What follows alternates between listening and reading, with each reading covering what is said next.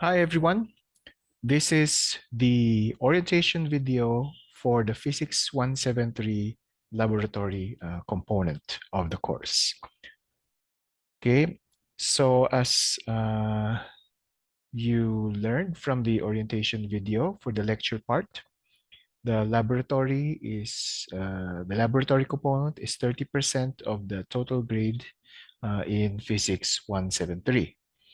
And since we are doing this asynchronously and virtually, we are going to work with a software where you are going to build circuits, okay? And you are going to treat these circuits or the circuits that you build as your experimental circuits.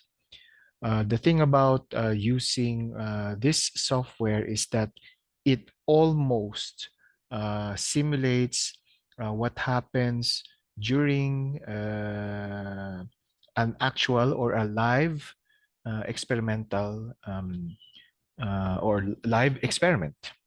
Okay, so it's almost they're almost the same, the simulation and the experiment. So you're also going to you're going to be asked to determine what the difference is between the theoretical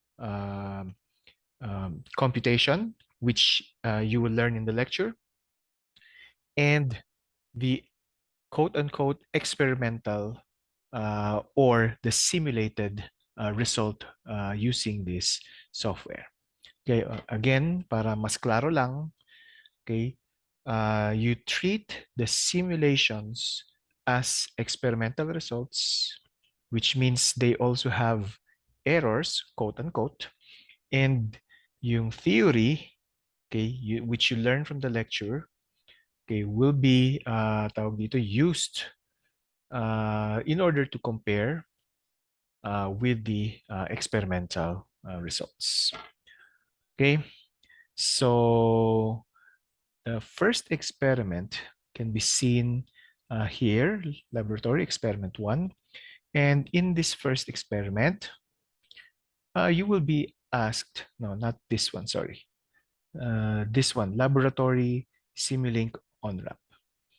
Okay, so this is not actually an experiment, but here you will learn how to use the software to build electrical circuits. Now, the software that we're going to use is MATLAB.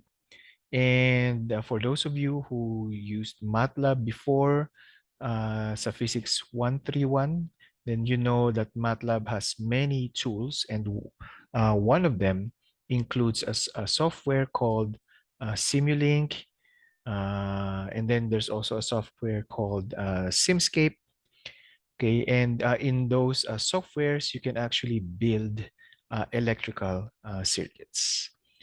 Now, MATLAB actually has a very good training to build such electrical softwares, okay, or electrical circuits. Okay, so and you can learn how to build softwares by clicking on these links. Okay, so first you have to learn Simulink on ramp. The second is you can click this circuit simulation on ramp course. Okay. If you want to further your knowledge, you can also click this link, Simulink Fundamentals or Simscape on ramp. Okay, so lahat yan makakatulong para maturuan kayo na mag-build ng circuit. Okay, so once you know the circuits, then it should be fairly easy for you to build or to do the experiments later on. Okay, ang iisipin nyo na lang is how to analyze yung inyong results. Okay, now for this part of the, for this laboratory experiment, I'm only going to need you to upload your Simulink on-ramp certificate. But if you take this course and take this course and also take this course, you'll also get certificates from MathWorks. Okay, and you can save them and then later add them to your CV as certificates that you obtained from taking this course. Okay, now let's discuss yung obvious na problem when using this software, and that is yung iba sa inyo has probably has little or no experience using MATLAB. Well, first of all, you don't have to have knowledge of how to program MATLAB. Even if di kayo marunong mag-program sa MATLAB, you can still use itong Simulink on-ramp. Pag-aralan nyo yan. Excuse me. Simulink on-ramp. Pwede nyo pa rin pag-aralan ito. Simulink Fundamentals, Simscape on-ramp, at saka Circuit Simulation on-ramp, even without coding knowledge of MATLAB. Okay, so it will be totally fine. So if you try to use, or if you, simulan nyo lang, if you try this Simulink on-ramp and you feel that you can work with Simulink and Simscape, then i-continue lang yung ano ninyo, yung pag-aaral or yung pag-conduct ng laboratory classes. Okay, however, for those of you na talagang walang experience sa MATLAB and really prefer to use Python, then what we're going to do is to pair you with one of your classmates who is using MATLAB. Okay, so you're going to work in pairs, but you're still going to going to submit or make individual submissions. Okay, so kahit dalawa kayo na nag-lab work, pareho pa rin kayong magsasubmit ng laboratory results. Okay, now, in this case, inaalaw kayo na mag-work together. But yung report nyo should be made separately. Okay, so hindi dapat exactly the same yung inyong laboratory reports. Okay, dapat yung analysis should be made by the individual persons. Kasi hindi nyo na kailangan ng Simulink or Simscape or ng MATLAB doon. You need the theories that you learn dun sa theoretical component of this course in order to analyze yung results. Okay? So, get the results from the experiments, get the results that you need from the experiments, save them as figures, okay? And then analyze yung results on your own. Okay? So, ganun yung mangyayari. Okay? And you can see that in the courses or the activities in the succeeding experiments. For example, dito. Okay, dito sa experiment 1, yan, okay, so yan yung gagawin nyo together as a group. Okay, and then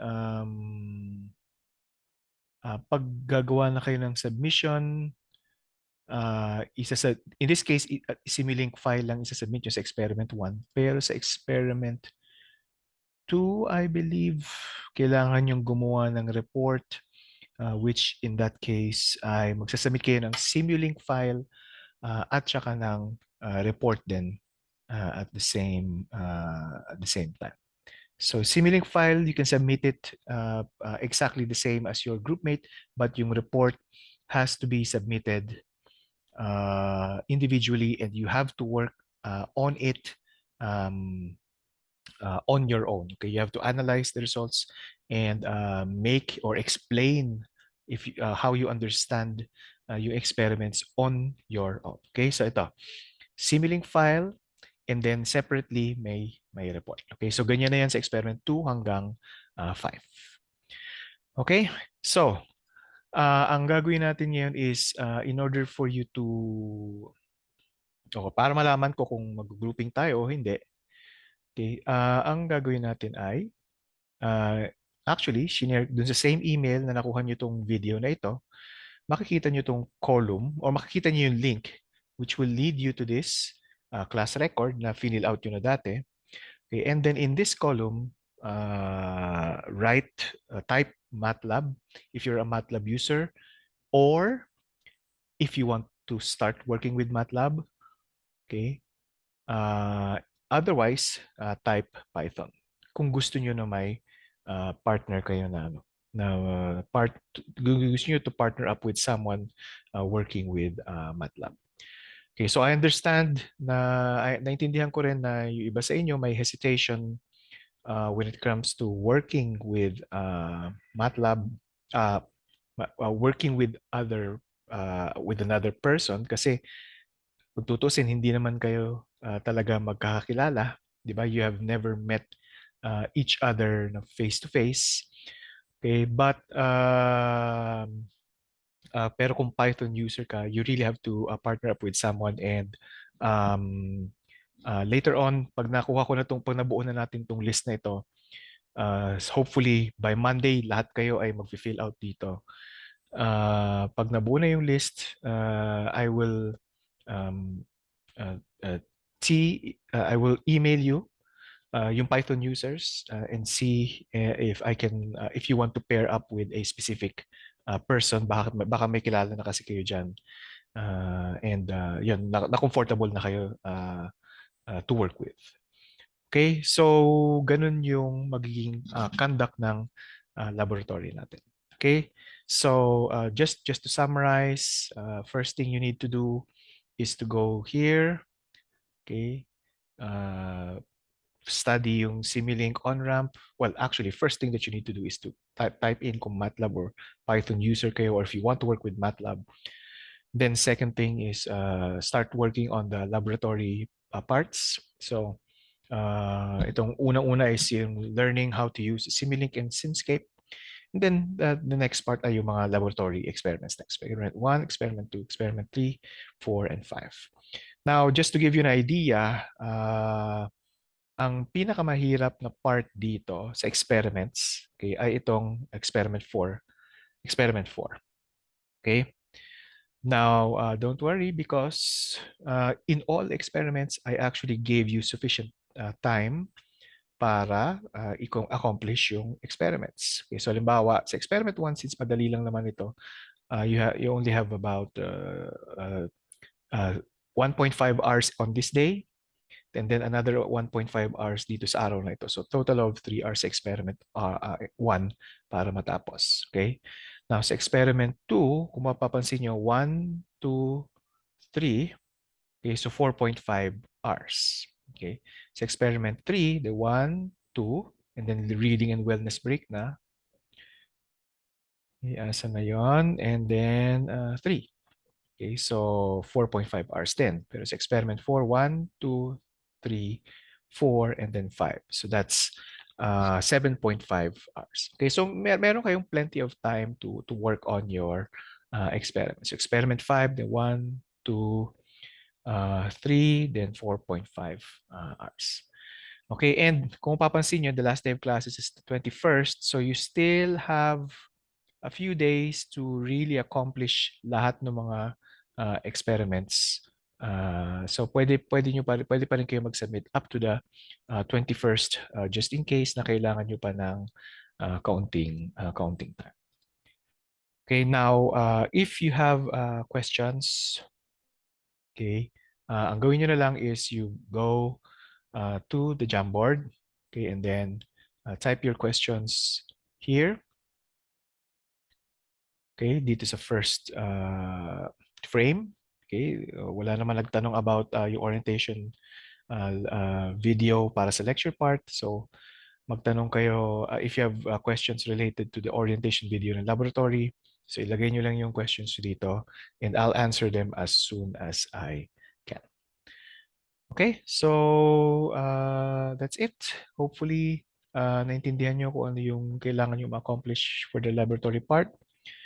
And again, during the course of the experiments, meron naman tayong consultation hours, and we'll meet up once in a while Pero kung talagang may urgent na question, pwede naman niyo akong email or mag-send ng message sa Discord. Okay, so thank you very much and see you virtually sa future meetings natin.